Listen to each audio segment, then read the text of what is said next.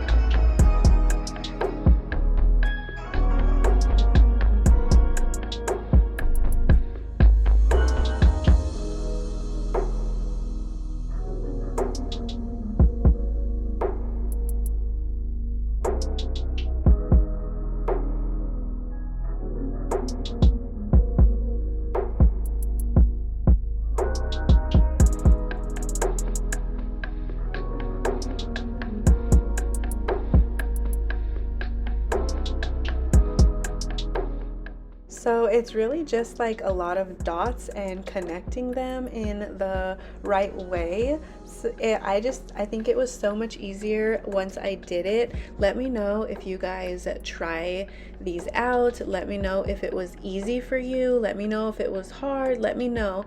And if you guys have any other snowflakes or any other designs or anything that you want to see broken down, definitely let me know and I will try my best to do that for you guys. I love to break down nails and then just like recreate it, so that way like my brain can comprehend how it was done. So yeah, I hope that I'm able to show you guys and help you guys and teach you guys kind of the way my brain works and how I pull apart nails and create this art. So yeah, I hope you guys enjoyed this tutorial.